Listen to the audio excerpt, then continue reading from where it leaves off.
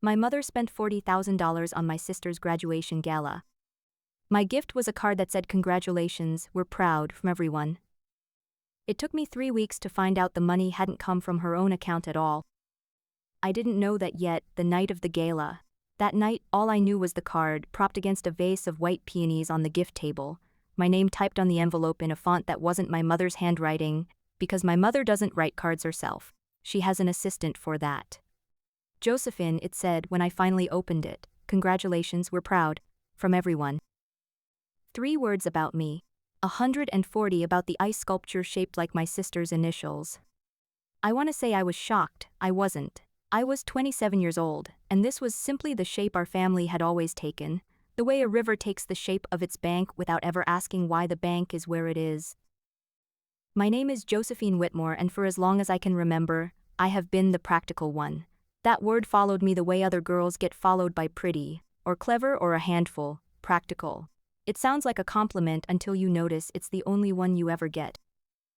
My sister, Camille Whitmore, is 4 years younger than me and has never once been called practical in her life.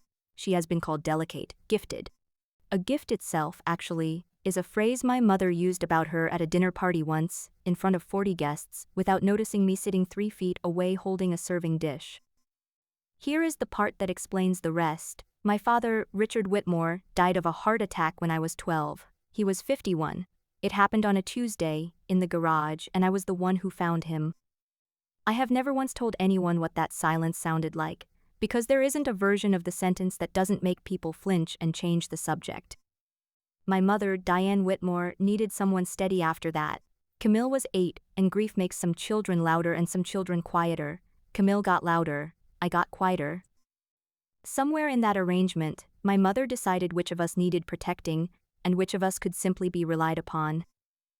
I started keeping a notebook that year, not a diary, a ledger if I'm honest about what it actually was, though I didn't have that word for it at 12. Dance shoes for Camille, $180. Cleats for me, secondhand, 12. A school trip to the coast for Camille, paid in full, 3 weeks before it happened. Mine the year before, quietly cancelled, no explanation given beyond things are tight right now. I wrote the numbers down in a marbled composition book because writing them down was the only way I could prove to myself later that I hadn't imagined the shape of things. I still have that notebook, I want you to remember that. There's a particular kind of quiet that settles over a house within a year of a father dying, when the surviving parent has to decide, without ever saying so out loud, which child reminds her too much of her grief to look at directly, and which child she can still bear to hold. I don't say that to be dramatic. I say it because it's the only honest answer I have for why any of what follows happened the way it did. My father's father, Walter Whitmore, became the steady one after that in his own quiet way. He didn't do grand gestures. He showed up on Wednesdays with a folded newspaper and sat with me while I did homework, and never once asked me to perform gratitude for it. He died 8 months ago in his sleep, at 83, and something in the house went permanently quieter when he did. Most of what he owned went to Camille. The jewelry, the art, a car she sold within a month. I got a Mantel clock, an old one, walnut case, hands that had stopped at some point years before and never been restarted. Worth more sitting than running, my mother said, when the will was read, not unkindly exactly, just carelessly, the way you'd comment on whether you didn't plan to dress for. Everyone laughed a little. I laughed too. It's easier, sometimes, to laugh at the joke about yourself before someone else can. The room was the same law office Grandpa Walter had used for 30 years, dark wood and a window that never quite closed all the way. Camille cried briefly, over a bracelet. Nobody cried over the clock. I carried it out to my car myself, in both arms, because there was no one else offering to help, and set it carefully in the passenger seat like it might still be listening. I asked her once, a few weeks after the funeral, about something Grandpa Walter had mentioned to me years before, almost in passing, some kind of fund he'd set aside. There wasn't much left in that little fund, sweetheart, she said. Don't get your hopes up. I believed her. That's the part I still can't quite forgive myself for. I believed her completely. I want to tell you about the clock now, because it matters more than it should, and because everything that happens later starts with a hobby nobody in my family ever took seriously. I restore old clocks. I have since I was 16, since a summer where I needed something with gears and screws and a right answer, something that would hold still and let itself be fixed when nothing else in the house would. I'd been slowly bringing Walter's clock back to life in his old study most evenings that spring, in the house I'd otherwise mostly stopped wanting to visit, cleaning the movement, replacing a worn pivot, listening to it tick a little truer each week. It felt like the only inheritance of his I'd actually been given permission to keep. That same spring I finished medical school. I want to say that plainly, without decoration, because my family never did. I matched into a pediatrics residency the same week Camille walked at her undergraduate commencement, and my mother's calendar somehow only had room for one of those events. Denise Caraway has kept my family's household accounts since before I can remember. She's quiet, precise, the kind of woman who notices things and says nothing, which I used to read as indifference. The week the gala invoices came in, I watched her pen hover over the ledger book a beat too long over one line item, and then she closed the book without a word. I didn't think anything of it, not yet. I met Simon before any of this, in a way that had nothing to do with my family at all. There's an online mentorship program for first-generation medical students, the kind of thing you sign up for at 2 in the morning when you're drowning in loan paperwork and don't know a single doctor who isn't a stranger on a forum. I got matched with an account that just said Simon, no last name, no photo, a bio that read works in healthcare adjacent law, mostly here because someone did this for me once. He was blunt in a way I wasn't used to. When I mentioned offhand that I was stretching one exam fee across 3 deadlines, he didn't say that's rough. He said, why don't you let someone actually help you for once? And then, before I could answer, sent me a spreadsheet template better organized than anything my mother's assistant had ever produced. We talked for months like that, small things mostly. He asked good questions, and when I noticed how good they were, he had an easy answer ready. I used to tutor pre-med scholarship kids, I've just seen every version of this mess before. It made sense. I didn't think to ask twice. Once, when I mentioned I was restoring an old clock and couldn't find the right replacement pivot anywhere local, a small padded envelope showed up at my apartment 2 days later. No note, just the part, exactly the right size, and a receipt from a specialty parts shop 3 states away. If you were ever actually in trouble, he told me once, half joking, I'd already be on my way before you finished asking. I laughed it off. I was good at laughing things off by then. It was, I'd later realized, the most honest sentence anyone had said to me in over a year, and I filed it away without understanding why it mattered. The gala itself was held in a hotel ballroom my mother had rented for exactly this purpose, the kind of room with a name like the Magnolia Room stitched onto an easel out front, 200 guests. A string quartet. An ice sculpture of Camille's initials that a photographer circled twice before the appetizers had even gone out. Near the entrance, an easel held a professionally lit portrait of Camille, greeting every arriving guest before they'd even found the coat check. I stood near it for a while myself, that first hour, waiting to see if anyone would ask where mine was. Nobody did. There wasn't one. When a family friend asked my mother, gesturing at me, and this one, my mother smiled the smile she saves for cameras and said, "Oh, Josephine, my older daughter. She's very practical." Then she turned back to the quartet before I could decide whether that had been an introduction or a dismissal. It was both, it's always both. 20 minutes later, Camille found me near the dessert table, glowing a little unsteady on champagne and attention. She held up my card, the one I'd left on the gift table because I hadn't known where else to put it, and turned it over in her hands like she was checking for a joke she'd missed. A card, she said. Really, you couldn't even be bothered to feel something? I didn't answer. What was there to say? You could at least pretend you're happy for me, she added, quieter now, close enough that only I could hear it. It's not like you were ever going to be the exciting one. 20 minutes after that, she found me again, this time in the hallway outside the kitchen doors, mascara already sliding, hyperventilating quietly about a toast she was supposed to give in 10 minutes and suddenly couldn't remember a single word of. I did what I have always done.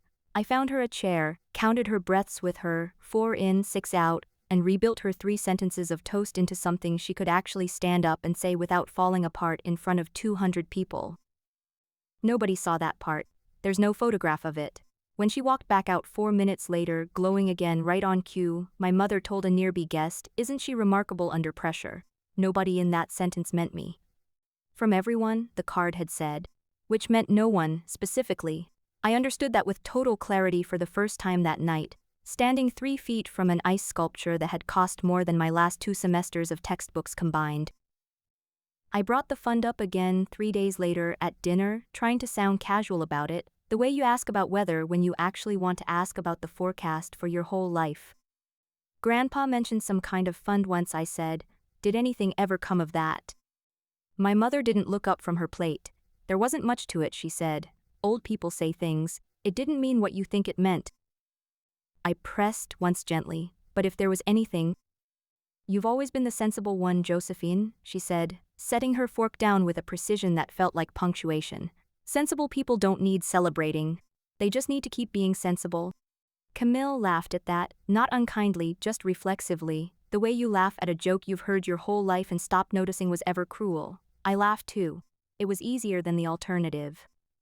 That same week, I went looking through my father's old boxes in the garage, because I needed my birth certificate for residency paperwork, and I was tired, that particular week, of asking my mother for anything at all. The garage still smelled the way it always had, motor oil and the particular dust of things nobody moves. His boxes were stacked exactly where they'd been for 15 years, his handwriting still visible on the sides in black marker. Tools, files, like labels, could keep a person from finishing the business of leaving. I wasn't looking for anything sentimental. What I found instead was an envelope, yellowed at the corners, tucked inside a folder of old insurance paperwork. My name on the front, his handwriting, blue ballpoint gone slightly gray. "For Joe's boards," it said, nothing else. Inside was an old savings bond, $1,200, dated the year before he died. He must have known, somehow 12 years early, exactly which exam I'd eventually need it for. That's the kind of father he was. He planned ahead even for things he'd never lived to see. The bond had been cashed 4 months earlier. Signed out by my mother under authority as household executor, the teller's note read, "Redirected, per the file, to Gala deposit, catering balance." I want to be honest about what that did to me. It wasn't the money. I could have found $1,200 somewhere. It was that my father, before he died, had reached forward 15 years to take care of me one more time, and my mother had spent it on a florist. I didn't cry. I want that on the record. I sat very still on the garage floor and didn't cry at all, which felt, at the time, like the worst part. There was a box in that garage I never got to open properly. By the time I came back for it 2 weeks later, meaning to go through my father's things more carefully, half of it was already gone, swept up in one of my mother's clearing out weekends and dropped at a donation center with a receipt nobody kept. His watch was in that box. Stopped years ago, same as the clock, a repair I kept meaning to get to and never did. I never got the chance to fix that one. Some things, once they're gone, don't come back changed. They just don't come back at all. The claim window, I learned later entirely by accident, was 90 days. I found it doing something almost unrelated, cross-referencing old estate paperwork for my own loan applications, when I came across a single clause in a stack of documents from the attorney who'd handled Grandpa Walter's affairs. A testamentary trust, established years earlier, naming the first grandchild to complete a graduate or professional degree as sole beneficiary. Claims had to be filed within 90 days of the degree's conferral. After that, anything unclaimed reverted automatically to the general family estate. I had been conferred my degree 5 weeks earlier. I didn't know if anyone had ever intended to tell me this existed. I didn't know if the clock on it was already running out without me. I only knew that I now had 50-some days to find out what my mother had meant by not much left in it, and that every day I didn't ask was a day closer to it not mattering anymore. I told Simon about the deadline that night, though not what it was actually for. I called it a countdown to my own paperwork, half joking. "If it's actually urgent," he said, something in his voice gone very level, "tell me the second it is. I'll clear my whole week." I laughed, because it was easier than asking why a stranger from a mentorship forum would clear a week for me. I've never been good at letting people mean what they say the first time they say it. I asked Denise about the fund directly a few days after that, cornering her gently by the file cabinets while my mother was out. "It's not really my place to say, Miss Josephine," she told me, and her pen went still over the ledger the way it had at the gala, and something crossed her face that looked almost like an apology. I read it as loyalty to my mother. I didn't yet understand it might have been loyalty to something else entirely. The photographs went up online a week later, from Camille's actual commencement, a separate, smaller ceremony I hadn't even been told the date of. My mother captioned the album, "So proud of our only daughter," and left it up for 4 days before I quietly pointed out the wording. She corrected it to say "our girls," plural, but only after 1,100 people had already seen it the first way. I want to tell you that this stopped mattering after a while. It didn't. Every specific erasure landed exactly as hard as the first one, maybe harder. Because by then I had stopped being surprised, and losing your capacity for surprise is its own kind of grief. My own match results went up on the residency program's site that same week. Nobody in my family mentioned it until my aunt brought it up, unprompted, at a birthday dinner 3 weeks later. Pediatrics, how nice, my mother said, already reaching for the bread basket. Very steady work.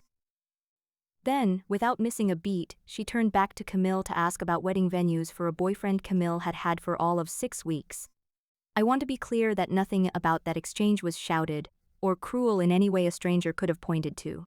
That was, somehow, the worst part. There was no single sentence I could hold up as evidence. Just an entire dinner's worth of attention, allocated the way it always had been, so smoothly that even I sometimes doubted, for a half second, whether I was the one being unreasonable.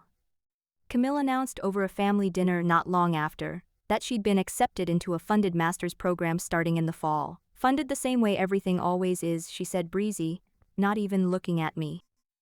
I understood without being told that whatever was still moving through that estate was still moving only in one direction.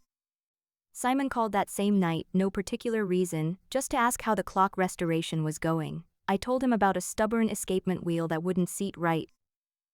He talked me through it for 40 minutes like it was the most interesting problem either of us had ever discussed, and somewhere in there, without either of us naming it, that became the best part of my week. Every week. You know you don't have to earn my attention, right? He said near the end of the call, almost too quiet to catch. Some of us just give it. I didn't have an answer for that either. I was starting to notice how often that was true. He asked me one night what I'd do first, once residency actually started. I told him probably collapse, honestly, and he laughed, and then asked again more seriously, like the first answer hadn't counted. I want a kitchen with more than one working burner, I told him, only half joking. And maybe a weekend where nobody needs anything from me by name. He went quiet for a second. Then, you'll have both, he said. I'll fix the burner myself if I have to drive there and do it personally. You don't even know where I'm moving yet, I said. Doesn't matter, he said. That part was never actually in question. I laughed at that too, the way I laughed at most things by then, but some nights, lying awake doing math on tuition and rent and an exam fee I still hadn't fully replaced, his voice was the only steady thing in a day that hadn't had one. My mother sits on the board of the Whitmore Family Foundation, the charitable arm my grandfather funded decades ago. Every spring the foundation holds its own benefit gala, a bigger, glossier version of the one thrown for Camille, except this one comes with a press table and a donor list that includes half the hospital board I'd be working under come July. It was 6 weeks away. I didn't think about it much, not yet. I had other things to worry about. Like the appraiser. I overheard my mother on the phone on a Sunday afternoon, in the kind of casual tone she used for scheduling anything from a caterer to a dentist. Starting with that ugly clock in the study, she was saying, "It's just taking up space," and Walter would have laughed at anyone sentimental enough to keep it running. I was standing in the hallway outside her office. I did not make a sound. Everything that happened after this moment happened because of that one sentence, said carelessly, about a piece of furniture she had no idea was the only place in the house my grandfather had actually hidden anything at all. That night, I drove to the house while my mother was out at a board dinner and let myself into the study with the key I've had since I was 16. I'd cleaned every visible part of that clock twice over by then. I knew its case better than I knew most of my own furniture. So when my hand, out of nothing but old habit, pressed a little too hard against the base panel and felt it give where it had never given before, I noticed immediately. There was a second floor to the clock's base, a compartment maybe an inch deep, built into the walnut so cleanly that I'd sanded past it twice without knowing. Inside was a folded letter, brittle at the creases, and a duplicate document with a raised seal I recognized from paperwork I'd been reading for weeks by then. My grandfather's handwriting on the letter, a law firm's letterhead on the document, Ashford & Cole, attorneys at law, and one name listed as independent co-trustee, appointed specifically to oversee disbursement to the trust's intended beneficiary, Simon Ashford. I sat on the floor of that study for a long time, holding a piece of paper that turned a stranger from a mentorship forum into someone with a legal obligation to have found me, months before he ever actually needed one. I didn't call him that night. I wanted to be sure of what I was looking at before I let myself want anything from it. In the morning, I sent one careful message. Does the name Whitmore mean anything to you beyond me? He didn't answer for 6 minutes, which was long enough that I knew, before he said a single word, that I'd been right. Everything, he wrote back finally. It's meant everything to me since before you and I ever spoke. He told me the rest over the phone that same afternoon, quietly, no performance in it at all. His father, Elliot Ashford, had drafted the trust himself, 30 years into representing my grandfather's affairs. Walter had grown quietly worried, near the end, about what my mother might do with money left fully in her control, and asked, as close to a dying request as he ever made, that someone keep an unofficial, unannounced eye on whichever grandchild eventually qualified. Not to interfere unless it mattered, just so she wouldn't be alone in it, if it ever came to that. I found your name on an old case memo about 18 months ago, Simon said. I told myself I was just being thorough. Then I found you on that mentorship site a month later, and I told myself that was a coincidence too. Was it? I asked. No, he said, no hesitation at all. I looked for you on purpose. I just didn't expect to actually like you this much once I found you. I sat with that for a long moment, the letter still open on my lap, my grandfather's handwriting staring back up at me. Worth more sitting than running, my mother had said at the will reading, and everyone had laughed, and I understood now, sitting on that study floor, that she'd been half right without ever knowing why. The clock had been sitting still for years because the only thing it had ever needed to do was wait for me to look closely enough. I asked him, once the shock had settled enough to let me form a real question, why he'd never simply told me outright, months earlier, the day we first started talking. Because you didn't need a lawyer that day, he said. You needed someone who didn't want anything from you yet. I was worried that if I told you too soon, you'd never be able to tell the difference between the two. I understood that better than I wanted to. I'd spent my whole life being useful to people who wanted something specific from me in return. The idea that someone had simply waited quietly, without asking for anything back, was going to take longer to believe than the trust itself had. We didn't rush to confront my mother. That was never going to work, and some part of me had always known it. Instead, over the next 2 weeks, we built something quieter. Simon pulled the original certified copy of the trust from his firm's archive, the one his father had filed independently decades earlier, specifically because Walter hadn't trusted a single copy to survive in that house alone. I went back to Denise. I asked her plainly this time, no cornering, just a question laid flat on the table between us. I know there's a trust, I told her. I know it's been drawn down for years. I think you know it too. She was quiet for a long moment. Then she told me about the year she'd nearly been fired herself, a decade earlier, blamed for a discrepancy in the household accounts that she hadn't made. My mother had let her keep her job eventually, but only after Denise agreed, without ever quite saying so out loud, to stop asking questions about where certain numbers went. I started keeping my own records after that, she said, just in case anyone ever needed them besides me. What she didn't tell me that day was simpler than that and smaller. 3 weeks earlier, alone in the house on a slow Tuesday afternoon, Denise Carraway had opened the bottom drawer of the file cabinet, photographed 42 pages of old invoices on her phone, and emailed them to an account with no name on it but her own, just in case. She'd closed the drawer, straightened her cardigan, and gone back to answering the phone like nothing in the world had changed. My mother must have noticed something because she moved faster than either of us expected. Denise was let go on a Thursday morning, escorted out within the hour, accused of some vague, shifting complaint about missing petty cash that even the household attorney seemed uncomfortable repeating. That same afternoon, a shredding service my mother had never used before arrived at the house and left 4 hours later with 11 boxes of old file folders, going back, as far as I could tell, almost 20 years. I called Denise 9 times that day. Nothing, not even the automatic voicemail picked up after the 4th try, just a flat tone that made my stomach drop a little lower each time. I drove past the house that evening, not stopping, just slow enough to see the shredding truck still idling in the driveway, its back doors open, a man in coveralls carrying out a box marked, in my mother's handwriting, Miss Gold. My aunt called around 9. Mom mentioned you'd been carrying around some kind of notebook since you were a kid, she said, gentle, careful. Honestly, sweetheart, that sounds like it might be worth talking to someone about. I'm fine, I told her, which wasn't quite a lie and wasn't quite true either. It's just an old notebook. I've had it since I was 12. That's exactly what worries her, my aunt said gently, like she believed she was being kind. I understood all at once what my mother was actually doing. She wasn't just destroying paper. She was quietly building a story in which I was the unstable one, the obsessive one, the daughter whose word wouldn't hold up next to hers if it ever came to that. For about 18 hours I let myself believe she'd won. It's a strange, specific kind of exhausted believing that. Quieter than panic, heavier than sadness. Just a long, flat certainty that you'd reached for the one solid thing in the room and it had turned out to be smoke. I sat on my apartment floor that night with the clock's letter spread out in front of me, rereading my grandfather's handwriting like it might rearrange itself into something less fragile if I looked at it long enough. I thought, seriously, about putting the whole thing away and letting the 90 days simply run out unclaimed, the way everything else in that house always eventually did. Then Simon called, just after midnight, and said 4 words that let me breathe again for the first time all day. She already sent everything. The foundation gala arrived 6 weeks later, exactly on schedule, in the same hotel ballroom, under the same easel with a different name stitched onto it.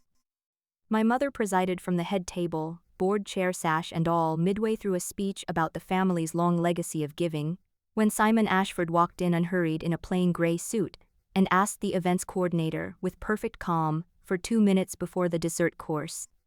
He didn't raise his voice, he never once needed to. He introduced himself to the room as counsel representing the Whitmore Educational Trust, established by Walter Whitmore, and stated, plainly, that the trust's claim window on behalf of its named beneficiary was now active, and that a formal demand for a certified accounting had been filed that morning with the county, alongside a petition alleging breach of fiduciary duty by the trust's court-appointed trustee. 300 people went very quiet at once. "That's not accurate," my mother said, too quickly, too high. "This is a private family matter being discussed in an absurdly public." "It stopped being private the day it started funding a public event," Simon said, calm as ever, gesturing without any particular cruelty at the ballroom itself. "This one, or the one 3 months ago, either works for the filing." Denise stepped forward then, from near the back of the room, where she'd been standing quietly the entire time, and handed a folder to the foundation's own outside counsel. Seated at the head table not 6 feet from my mother, notarized copies, 42 pages. Time-stamped months before a single shredding truck had ever pulled into that driveway. I watched the color leave my mother's face in real time. Not dramatically. Just steadily, the way it does when a person understands all at once that the story they've been telling has just run out of road. Camille's champagne glass stopped halfway to her mouth. I watched her do the math I'd already done weeks earlier in a garage that smelled like motor oil, and watched her realize that whatever paid for her own tuition this fall had just become a very open question. She didn't say anything to me in that moment. She didn't need to. I watched my sister, for the first time in either of our lives, look genuinely uncertain about which one of us the room was actually judging. A reporter from the local paper, seated at table 6, looked up from her notebook and found me across the room. "Miss Whitmore," she said, "is there anything you'd like to say?" I thought about the card, "Congratulations, we're proud," from everyone. Just that everything in that letter is true, I told her, and that I didn't ask for any of this to be public. I only asked for what was already mine. I didn't raise my voice either. I'd learned that from watching Simon, or maybe I'd always known it and just never had a reason to use it before. Somewhere behind me, I heard someone murmur, "Isn't she remarkable under pressure," about me this time. I let myself feel that land exactly the way it should have, for once. She'd told me once that sensible people don't need celebrating. I understood now, watching her stand very still at the head of that ballroom, what she'd actually meant. Sensible people are easier to take from, they don't make a scene when it happens. She had been counting on that for a very long time. My mother stepped down from the foundation board 11 days later quietly. In a 2-line statement her own attorney wrote for her, "The county accounting is ongoing." The shredding truck, it turned out, became its own exhibit. You don't spend $4,000 destroying 20 years of empty folders unless something in them was worth burying. Her own signature was on that invoice too. What's left of the trust, verified now against Denise's records and the county's own filing, came to me in stages over the following months. Enough, in the end, to cover exactly what had always been meant to cover. Camille's funding is still under review. I don't know yet how that ends for her, and for once I've made peace with not needing to. Denise was rehired within the month, this time by the foundation directly, on the outside counsel's recommendation, in a role with an actual contract and her name printed on the letterhead instead of just in the ledger. She sent me a card of her own, eventually. 4 words in her own handwriting this time. Thank you for asking. I keep that one in the same drawer as the notebook. I moved 4 hours away that August into a small apartment near the hospital where my residency starts, the kind of place with exactly enough room for one person's furniture and, now one restored mantel clock, ticking correctly for the first time in longer than I was alive to witness. Simon drove up 2 weekends later with nothing more than a bag of groceries and no particular occasion. Half my boxes were still unpacked. The walls were bare except for one, where I'd already hung a small shelf for the clock before I'd hung anything of my own. We ate at my one small table, nothing fancy, and at some point, setting down his fork, he asked me plainly the way no one in my family ever had, what I actually wanted. Not what I should want, not what would be practical, just what I wanted. I sat with that question longer than it probably needed.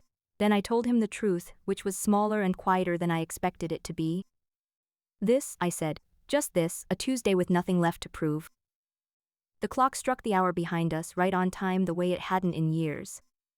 I don't keep the ledger anymore. I still have it, in a drawer, in case I ever need to remember exactly how long it took someone to notice me properly. But I haven't written a new line in it since the night I found that letter, and I don't expect I'll need to again. From everyone the card had said once. This time it was just from him, and it was enough. Did she go far enough, or was she still too merciful? Comment justice if the ending was perfect. Comment harder if you wanted an even colder revenge. Your comments decide how ruthless the next ending should be. Like and subscribe if you want to be here for the next story.